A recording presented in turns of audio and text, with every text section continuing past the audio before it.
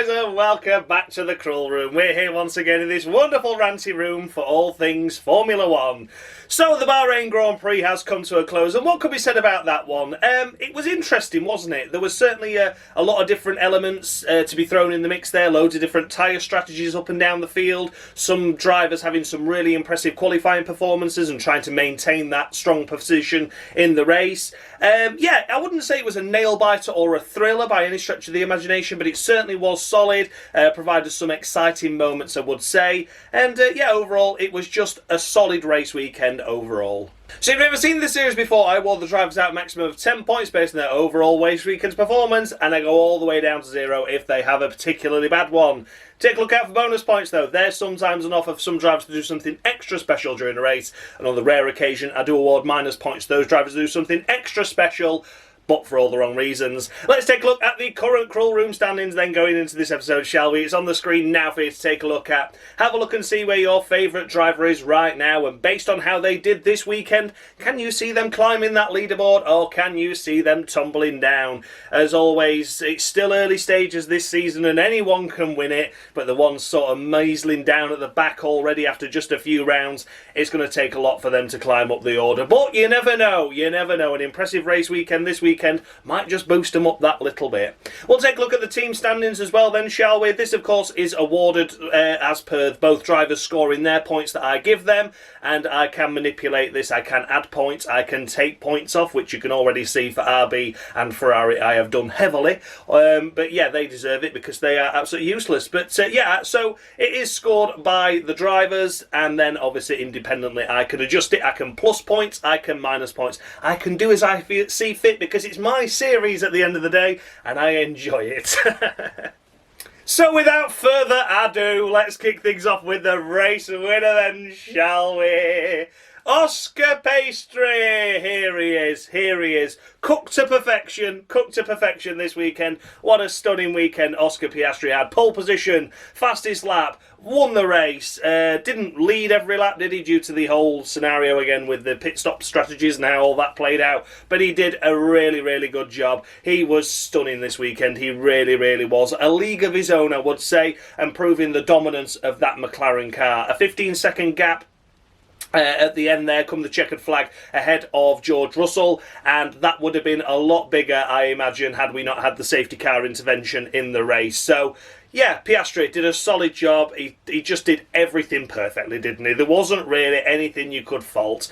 Oscar was just doing what he could with the equipment he given, and that equipment is proving that it can be dominant when they have a good weekend. That's all I'm going to say. That's all I'm going to say. Japan, it should have done the same, but they didn't do it. But when they get the qualifying together and when they get off the line, well, it's proof that they can just piss off into the distance and enjoy a really fruitful race for Oscar Piastri and the McLaren team, who take their first ever win around Bahrain, which is surprising, isn't it? This circuit has been on the calendar since 2004. And McLaren have never won here. I really didn't expect that. Like, even if you'd have not initially thought 04, 05, then you'd have at least thought when they got started, like with Hamilton and up till like 2010, 2011, 2012, but never did, which is really surprising, isn't it? Really is. So for Oscar Piastri this weekend, it can be no other, can it? It can be no other than a perfect 10, because that was a perfect race, ran from the front, led commandingly. Very mature drive by Oscar. Didn't get overexcited at any point and just really controlled the race and did a great job with it. It has to be a perfect 10 to Oscar. Great effort, great result, thoroughly deserving of a full 10 points. In second place, we come to George of the Russell. Watch out for your DRS flap, because that was flapping about, wasn't it? Oh, God, we thought he was going to get a penalty, didn't we? We thought he was going to get a penalty. Let's put this weekend into context, though. George Russell qualified P2, dropped one position due to a team error, and then there he was fighting for that P2 at the end, which he rightly got, and the car was breaking down around him. So, I mean, he was let down by the team this weekend, George, but still got the maximum out of it. Even if his car was fully working, even if he didn't get that one-place grid drop, I still do not think he would have beaten Oscar today. But to finish P2 with all that going on, what a magnificent drive. Where's George had just appeared from this season? I mean, we know he'd done well in 2022 when he beat Hamilton. We knew there was obviously a tough year in 23 where it was just not going his way. He had strong moments in 24 but could never keep that consistency going. But this time, out the blocks, these first few races this season, he has hit the ground running and he's really shown himself to be an assertive team leader. And that's exactly what he needs to be. Okay, Japan, he didn't get the maximum out of qualifying and he admits that, but I still think he qualified where that car should have been and finished where that car should have been. It just wasn't an exciting drive from him. But this time around, I mean, overcoming a one-place grid drop and then finishing where you actually qualified on merit on the front row with a car that was breaking down around you. It started with brake-by-wire issues, so every corner he went into, he didn't know if he was going to have the brakes that actually worked or whether they were going to go down to the ground. Obviously, the brakes were still working, but it was the brake-by-wire system that wasn't working for how strong his pedal should be applied. So sometimes he was braking and it was foot straight to the floor. He was managing that for about 10 laps. Then we had the dash that went off, so he had no data on his screen at all. He had none of that. Then, of course, we had the issues with the DRS flap and the buttons on the steering wheel. Apparently what actually happened was he went to communicate on the radio after they told him to do that toggle switch when it was Delta 10 or Default 10, something like that, to try and make a workaround. And an inadvertent position of that switch is when you press the radio, it opens the DRS. So that's when he got called in for the noted and under investigation for the DRS opening when it shouldn't have been open. However, it was just for a few seconds. And at least there's common sense from the FIA this time around, isn't there? That it wasn't a sporting advantage. His car was chuffing, breaking down around him, and it was just having all sorts of electrical gremlins. And he worked around it, and unfortunately, as a result of that, his DRS flap open for a couple of seconds. It didn't make any difference to the end result. I'm glad they saw sense in that, because normally it's just by the book. You get a 5-second penalty, 10-second penalty, whatever. But this time around, George Russell, stunning drive, finishing P2 in a car that's breaking down around you. Great effort. The brakes one is the most special. I can't believe, I cannot imagine barreling into a corner and not knowing if the brake pedal is going to work or if it's going to go to the floor. And then what would you do in that situation? I mean, obviously you knew the brakes were going to work, but you didn't know what to apply. It's surprising he didn't lock up and just go straight on. Crazy, absolutely crazy. So George Russell this weekend is 12. It's 12 from me. 2 bonus points for what he did this weekend in that car. The car breaking down around him. I mean, come on. That was a stunning drive. P2. Just to keep it going. Even if he just crossed the line and was like, guys, I had to slow down. I only finished 5th or whatever. It'd have still been an impressive drive. But the fact he held on and just kept fighting with Lando towards the last stage of that race, that was bloody impressive. It's 12. 12 to George Russell. What a stunning season he's having so far. Keep it up, George. Keep it up. And finishing in 3rd place, we come to Lando Norris.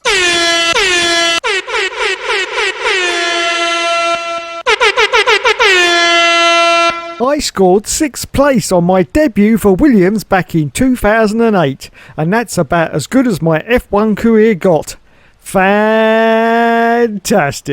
And there we have it, of the week to Lando Norris. It had to be, didn't it? Kazuki Nakajima of all people as well. Welcome, Kazuki, to the Cruel Room roster of the weeks.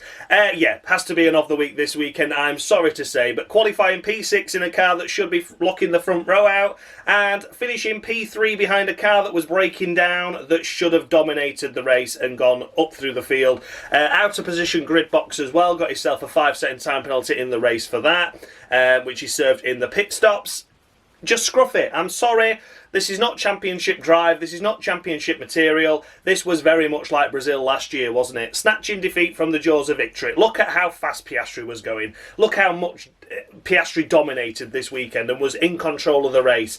He put himself on the back foot, qualifying a stupid P6, and then out of position on the grid spot, cost himself another 5 seconds in the race time then, and then managed to catch all that back up due to the safety car and everything, and the fact he did have some good pace when he was in clear air, and then he couldn't get round George Russell with a car that was breaking down. He was driving off the track. He got a final warning. It's lucky he didn't get a penalty for that as well, because he was just driving everywhere again. It was reminiscent of like Max in Austria. Just didn't have the racecraft to go round him in a quicker car.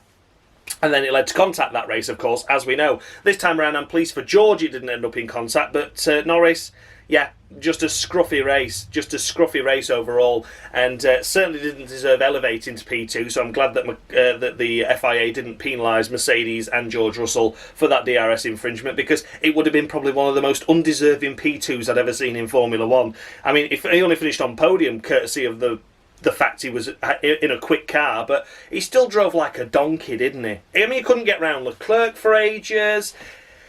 It was very poor at a circuit that is normally known for easy overtakes with the amount of DRS zones that they are. A factor that he's got a dominant car and just couldn't do it. So yeah, it's an of the week to Lando Norris, and has to be. That was a poor performance, very poor performance in a car that's very capable of easy victory, and he gets P3, and that's only because the quickness of the car got him there, as opposed to his driving ability or skill, because had it gone wrong a little bit, he'd have been taking his front wing off, and he just misjudged a load of things, and it's just not impressive at all. So yeah, basics Lando again creeping in. You can't race, and you can't line up on your grid spot correctly, so just get it sorted out, will you? Finishing in 4th place, we come to la la, oh sacre bleu, sha la la la la. Finishing here in P4 in the Ferrari. There's not really much could be said about his race, really. It was just a strong performance.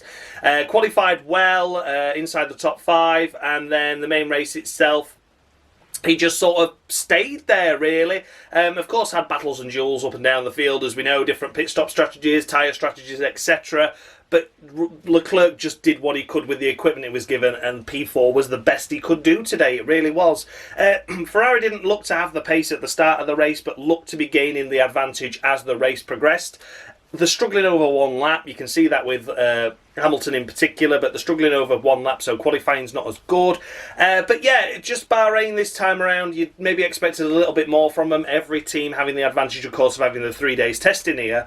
But if anyone was going to do well, I would have said Ferrari would have done better than this. I was expecting them to be on the podium, to be honest. So the fact that they're not is a little bit disappointing. But yeah, Leclerc, I don't think he could have done anything else this weekend. P4, you see we finished ahead. And yeah, deserving of 9 points for me for Leclerc this weekend. Don't think he could have done anything more than that in the equipment he was given. I don't think the strategy was really wrong. They went medium, and Leclerc wanted to try the one-stop, but the heavy degradation, I think that was a wrong call for Leclerc had they gone that way on his instruction. So the two-stop, I think, did work out well for him to finish P4. They had good pace in that middle phase of the race as a result of that. So yeah, overall Leclerc, 9 points to him. Looked like it had all gone away again due to Ferrari strategy, but they sort of clawed it back with the pace of the tyre advantage and then finished strongly. So yeah, 9 to Leclerc, solid weekend. Finishing behind his teammate, we come to Lewis Hamilton in the second Ferrari, of course. Once again, poor qualifying for Lewis, struggling over a single lap. I think the car's not great over a single lap, but I think Lewis is obviously struggling more than Leclerc with it.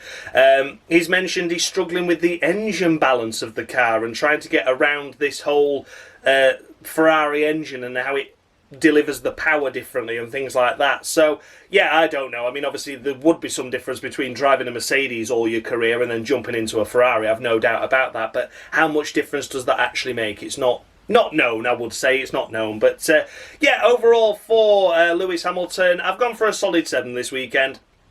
I think to get P5, again, I mentioned Leclerc best of the rest. That's where he was really the best that Ferrari could do. Obviously, Hamilton can't finish in the same position, so finishing 1 place behind his teammate is more than respectable. I've had to dock him an extra couple of points, though, because obviously the qualifying was poorer. Had Hamilton been up there with Leclerc at the start, maybe they could have mixed the strategies, maybe one could have crept on the podium that way then. Who knows? But the way it went in the end, I think Ferrari did the right thing by going medium, even though it looked like the wrong call at the time. And the pace at the end was quite good. And here he is securing P5, getting a good haul of points for the team. But they just seem to have lost that edge, Ferrari, don't they? They really do. From last year, where we thought there could be race winners every weekend, now we're looking like, oh, they might finish on the podium this race. They've just lost that little bit, haven't they, which is a shame. So we'll see how the development goes on through the year. But for now, it's 7 points to Lewis Hamilton. A solid drive. Again, nothing special. Then we come to Max Verstappen in the first of the Red Bulls, finishing here in P6 after getting Pierre Gasly on the final lap going into turn 4, wasn't it, round the outside. So it would have been P7 without that.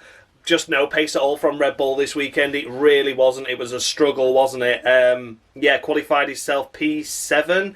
Then we had slow pit stops because the green light didn't work on the first time around, so he didn't know whether to go or not. Then he went, and then the second pit stop, his front right tyre didn't come off, so he had to wait for that, and he was held quite a few times. But even with all those issues and with all those problems, it probably only cost him around 6 or 7 seconds. I don't think he was going to finish any better than 6th anyway today. If it had been a perfect race and, you know, all these little gremlins didn't creep in, the very best it would have been 5th. But I don't even think that was realistic, to be honest. I think Max still got the maximum out of the car that was possible. Just not happy with the balance. Talking about a disconnect between the front and the rear of the car. So you go into a corner and it understeers, so you have to overcompensate for that, but then when you overcompensate for it, the arse end steps out and it oversteers. So it's a very tricky car to handle, very tricky car to manage.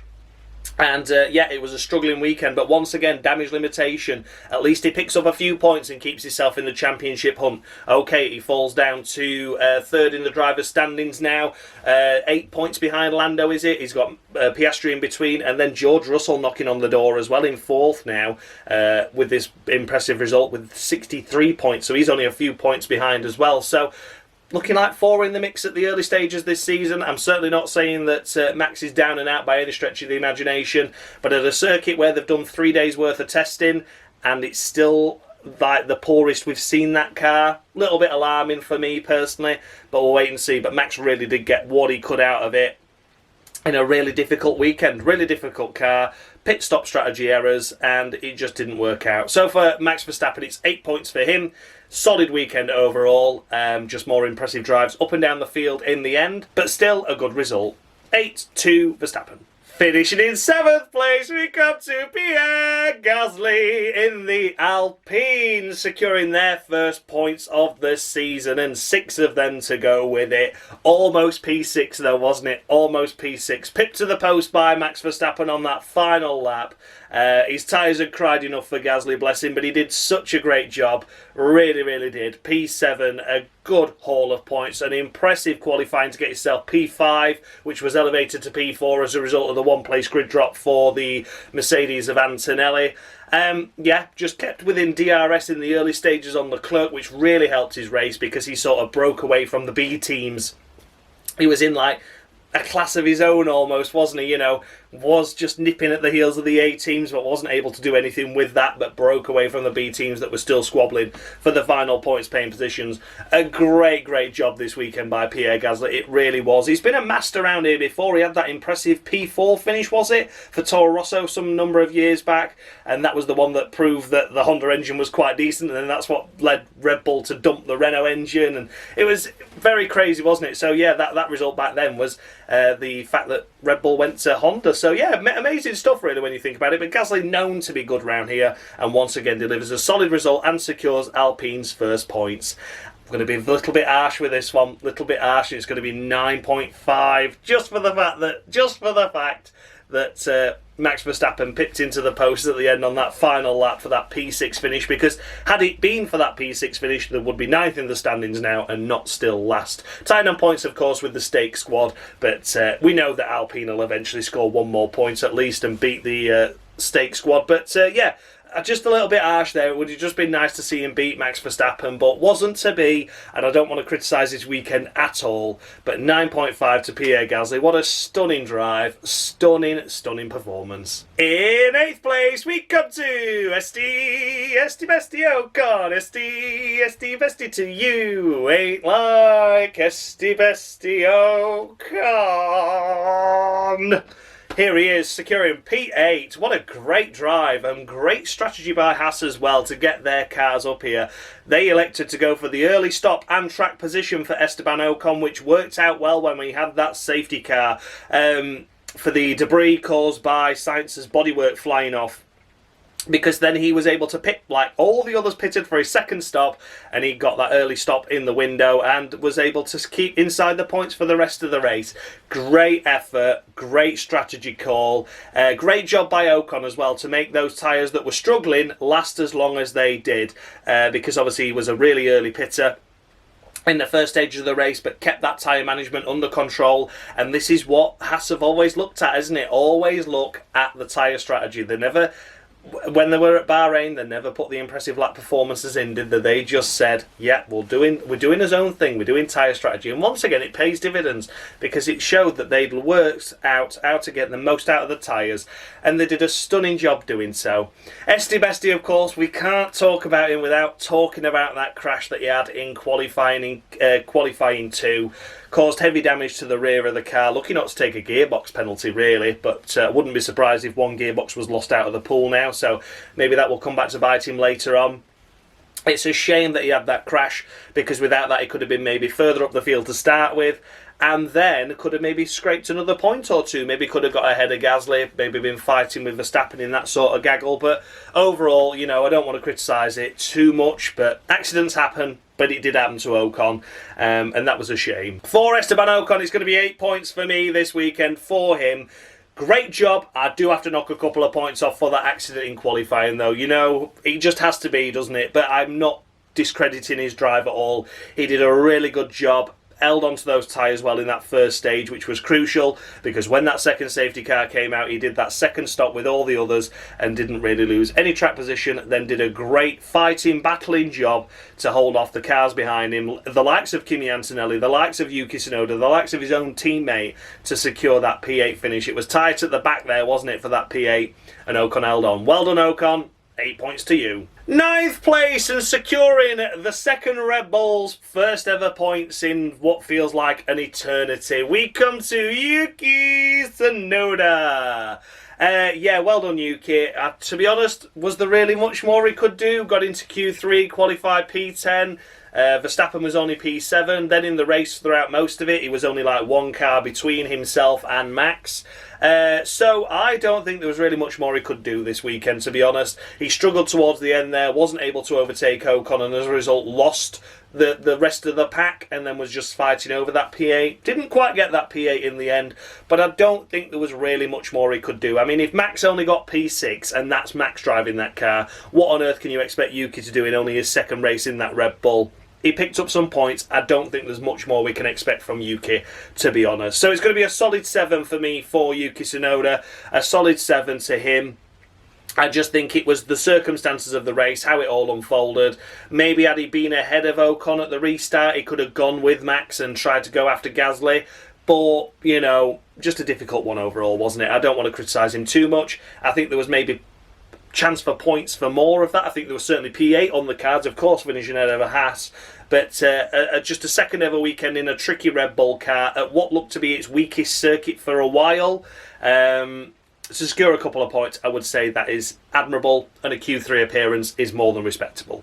7 to Yuki, solid 7. Let's hope Red Bull get on top of these issues, because at the minute, Yuki is doing a good job, but it's still tricky to judge. Then we come to Ollie Behrman in the second of the Haas. A double points finish for the Haas squad. Here he is picking up the final points paying position with P10. Ollie Behrman, what could be said? P20. P20 in qualifying. What a shame, what a shame. But able to climb his way up through the field. Once again, an early pit stop strategy paid dividends, because when that safety car came out, he gained the places as well. His dad came over the radio, proud as punch, didn't he, for that finish? Great effort. His brother did as well, I think. But yeah, overall, what a stunning drive by Ollie Behrman to go from P20 to P10. Some drivers fell backwards that race, some drivers made no progress at all, but Ollie Behrman securing 10 places gained. What a fantastic effort. Again, I do have to note the poor qualifying performance though, because again, what could it have been if he'd have got into Q2 and he got a bit further up the field? It could have been more points. He could have been where Gasly was again this weekend. So, yeah, cruel to be kind and all that lot. It's certainly a respectable score. It's 8 points for Ollie Behrman from me for him. I do think he deserves a very respectable score, but shouldn't have been in 20th. It's not a 20th place car, is it? That's where the Stake Saubers go or Lance Stroll goes. So, yeah, it's not a place that the Haas deserves to be or should be. And well done to Haas once again for getting on top of the issues. They knew it was a balance issue and they knew it was the floor that was causing it in Australia. So straight away, whacked a new floor out, got it in there for the Japan and did a great job since. They've really, really done well. So great job in Haas in understanding their issues in Australia so fast and getting some floors out there quickly, because it's delivering them points all the time now, which is an incredible performance. Fifth in the Constructors temporarily as well, of course. That's going to be a big dogfight for that fifth place in the Constructors. But yeah, for now, it's 8 points to Ollie Behrman. Strong result, strong drive. Just a shame that qualifying wasn't a little better. Just outside the points, we come to Andrea Kimi Antonelli in the second of the Mercedes. No points while his teammate goes there and finishes in P2. I've been a little bit generous here. You know, I don't think he had a great race by any stretch of the imagination, but I think sticking a rookie on those soft tyres and trying to make them last as long as they did, I forgot to talk about that with George Russell as well, didn't I? The amount of laps he had on those soft tyres, unbelievable. But yeah, Kimi Antonelli struggled with the tyre life, but this is what rookies have to learn. This is what Piastri struggled with in his early phases of his Formula 1 career, struggling to manage the tyre life, particularly on the softer compounds. Antonelli was battling over the final points paying positions, but in the end finished just outside them in P11. It's a middle of the road 5 for me for him. I don't really know what much more to say other than it was an average weekend. Qualifying was a solid performance, obviously dropped to 1 place due to the team error, but that's not his fault. But the race itself was a little bit scruffy, a little bit messy. Could have seen more from him. I don't think the strategy was great for Mercedes, and Antonelli suffered as a result of that, but I still think it should have been points. 5 to Kimi Antonelli. 12th place, we come to Alex Albon in the first of the Williams. The first time this season they have not picked up any points at all over a weekend, which is a shame to say, isn't it? Certainly looked like points were going to be possible. However, Alex Albon knocked out in Q1, which was unfortunate. And then we found out at the end of Q2 that Hülkenberg's time that got him into Q2 shouldn't have got him into Q2. It should have been deleted because of track limits. So, yeah, Hülkenberg would have lined up 16th, and that would have meant that Albon would have scraped through into Q2. So a difficult one to judge there. Yeah, a total failing by the stewards and the FIA once again. However, Albon shouldn't have been in that danger zone. You know, a car that is quite quick, quite rapid. We know it's regular Q3 appearance car. Shouldn't have been down there to be in that danger zone to be eliminated, is what I would say. The race itself, it looked at certain aspects like they were maybe going to scrape a point or two, but the strategy, they went long on the first stint, didn't they? And that really cost them a lot of track position, and then they were just never able to fully gain back up the order from there. So Alex Albon this weekend, it's a solid 6 from me for him. A difficult weekend to judge overall. Yes, I do have sympathy with him for the fact he was eliminated in Q1 when he shouldn't have been. However, I feel his lap should have been a lot better to be inside the top 10 easily and not have to worry about those track limit deletions to get yourself into Q2. So a difficult one. I sympathise with Williams on that, and I sympathise with Albon. If the rules are the rules and track limits are track limits, then I don't think Hülkenberg should have, of course, got into Q2. You know, but ultimately, that's life. Sometimes things go wrong. We know it's Formula 1. You know, the pinnacle of motorsport where things go wrong with the stewards. Yeah, we know. But yeah, overall, it's 6 to Albon. Tough weekend overall. I don't think he was put on the best strategy either. Left like a sitting duck for quite a number of laps and lost a lot of time that way. So it is what it is. Shame, really. 6 to Albon. Unlucky for some P13, we come to Jack Doohan in the Alpine. Sort of sums up his season, doesn't it, being an unlucky for some P13. Again, soft tyres, and Antonelli fell away, as did Jack Doohan, while his more experienced teammate in Gasly was able to manage, same with Russell, of course, with Antonelli, manage on those soft tyres. It was tricky, wasn't it? Again, I think it was probably a right call, but with the wrong drivers, I don't think the rookies should have been made to do that many laps on soft tyres. But this is the pinnacle of Formula 1. I know.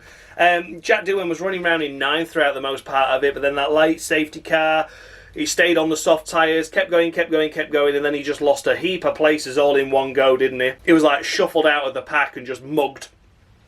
And then unfortunately from there, it was damage limitation and just P13 in the end. It was a shame because it would have been nice to see him pick up a couple of points, but it wasn't to be this time around, sadly. Are we entering the phases of his final races in his Formula 1 career now? I'm not too sure. We'll have to wait and see. Yeah, going to be an interesting one to see how that plays out, isn't it, really? Because apparently he's got one race left, so we'll see how he goes at Saudi. But for now, it's a Miller 05 to Jack Doohan. Shame, difficult weekend. Would have been a hell of a lot more points from me had he secured a points finish. But this is Formula 1, cruel to be kind and all that lot. He's had a solid weekend overall, but should have been points and wasn't. 5 to Doohan, that's that. 14th place, we come to Isaac Hadj. Isaac Hadj. Hadj is a Hadj. It's Isaac Hadjar, David Croft. You silly man. You silly man. I can't believe I've got to put up with him all year this year. But yeah, well done to Isaac Hadj, Isaac Flange. Yeah, what a tough weekend he had in the RB squad. Difficult to judge how their race went. I don't think the strategy was particularly brilliant, was it? But yeah, no points at all. After such a stunning effort in Japan because of his massive gonads, well, obviously he's had a gonad removal surgery since then, and it's not worked out very well for him at all. But yeah, Isaac Hadjar, it's a Miller 05. I can't really remember what happened to him, to be honest. I don't know why it went so wrong. I certainly didn't expect the RBs to be mighty and up there with the likes of Gasly this weekend, but I certainly expected him to be a lot closer to the points, but they just weren't fighting for him, were they? They weren't in that gaggle of like 8th to 13th. They weren't in that gaggle. They were just sort of doing their own thing, mizzling around. I mean, they even finished behind Nico Hülkenberg until he got disqualified. So, yeah, tough one to judge. But Isaac Hadjar, Miller 05. Don't think the strategy was really that good, to be honest, but I don't think the pace of the RB was fantastic either. So, yeah, tough one to judge. Miller 05. Then we come to Fernando Alonso in the first of the Aston Martins. Jesus Christ almighty, what are we doing? What are we doing? Is Alonso even going to last the season at this point? Is he even going to wait for 2026 with an Adrian Newey design car? What the frick's it doing down here? Jesus Christ. It's a Miller 05 to him as well. I've sort of treated him as a retirement down here because I was like, what the hell's happened here? What on earth has happened? Very disappointing to see Alonso so far down the pack. And again, would have finished behind bloody Hülkenberg had he not been disqualified. So yeah, just not just not acceptable. So yeah, Miller 05 to Alonso. Again, I don't think pit stop strategies worked out that well. Lost a lot of time in those. I think it was the timing of that safety car that cost him. But even so, he weren't really running around in the points at any point, was he? So very pointless exercise this weekend for a number of teams, Aston Martin included. 5 to Alonso, that's that. Then we come to Liam Lawson in the second of the RB. Buy one, get one free. Maxi Tampon, Visa Cash App. Don't forget your AlphaTauri, your Toros, or your Menardi. Yeah, Liam Lawson, another struggling weekend. Avoids an of the week by this much just because I've got a little bit of sympathy for him with how he's been booted. But there'll be no more sympathy after this. He does shite at Saudi. The of the weeks will come flying out. They'll come gushing out the will. Yeah, I don't really know what to say though, to be honest. He got a 10-second time penalty, didn't he, for causing a collision with Sainz, was it?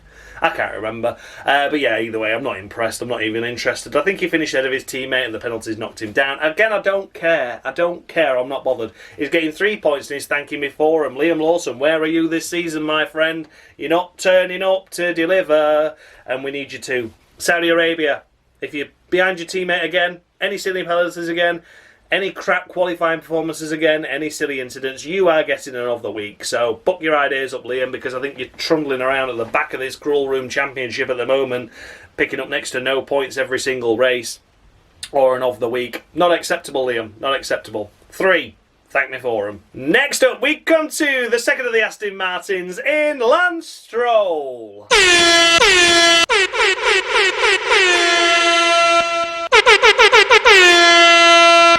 2 full seasons with Williams netted me a total of 9 points and 17 crashes. Not bad a statistic at all. Whoops. And there we have it. And Kazuki Nakajima of the week to Lance Stroll. Qualifying himself in P19. Here he is finishing whatever this is. I don't really care, not interested. But down at the back once again. Don't care. Honestly, I was really miffed the first few races this season when I saw Stroll doing well. And now he's back. So he's had another of the week. Love to see it. Love to see it. I'm giddy now. I'm a giddy little worm.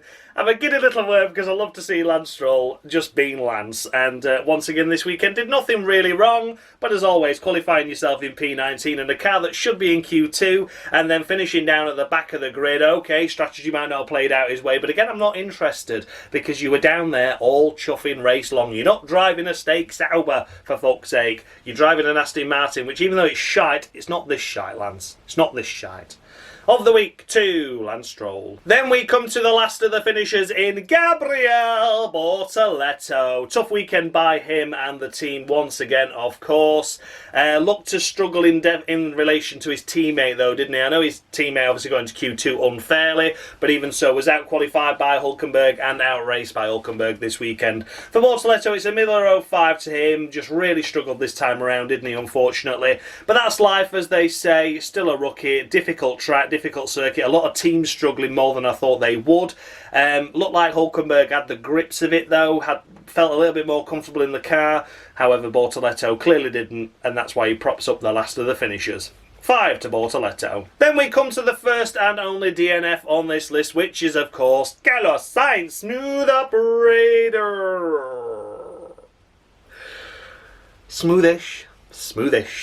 Yeah, I don't know what to say. Avoiding of the week by this much, to be honest, once again. Qualifying himself in P8, great effort. Getting into Q3, can't expect much more than that from Carlos. The race itself then, as we mentioned, the strategy didn't work out too well, did it, with the Williams team?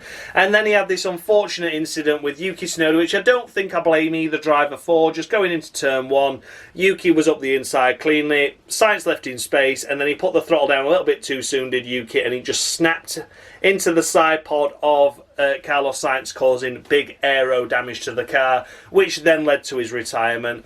He got a 10-second time penalty for a collision with Lawson as well at the restart or something. I can't remember, to be honest. I know he got a 10-second time penalty though, didn't he? Or something happened anyway. But even so, the hole in the side pod was far too much, and just proving once again how fragile these Formula 1 cars actually are. They can't do anything other than a little wheel-to-wheel touch.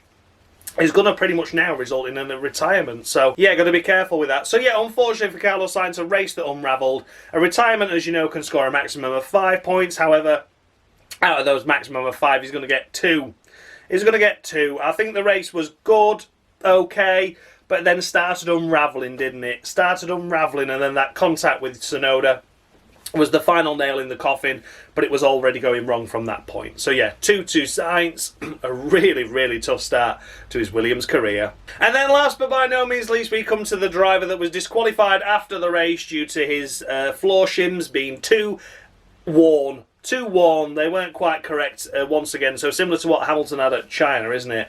And that is, of course, Nico Hülkenberg.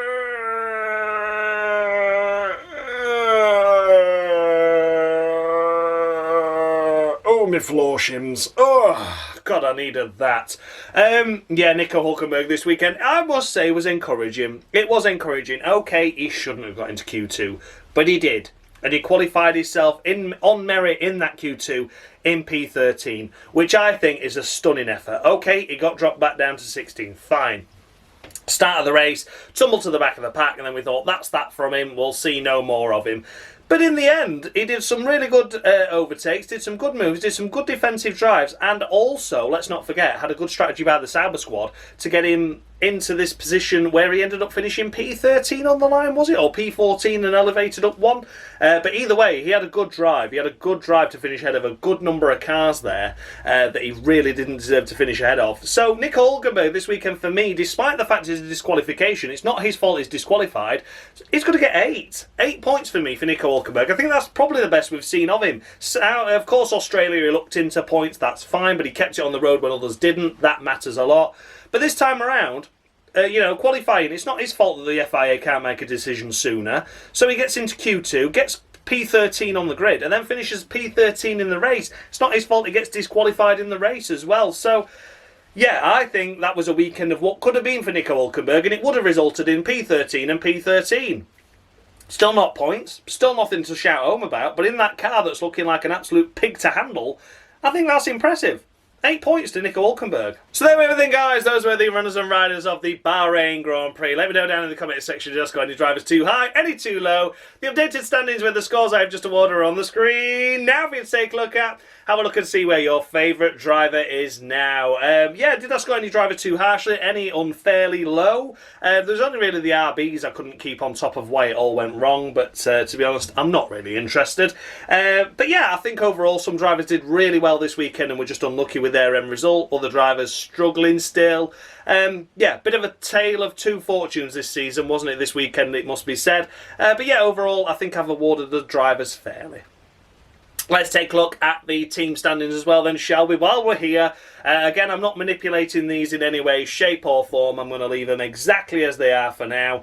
I will award minus points or plus points to certain teams once I've had a look after this triple header and seen where things are. See what's what, shall we say. But yeah, overall, quite an easy weekend to judge for the teams and drivers. It was just one of those things for some of them. But overall, we got there in the end.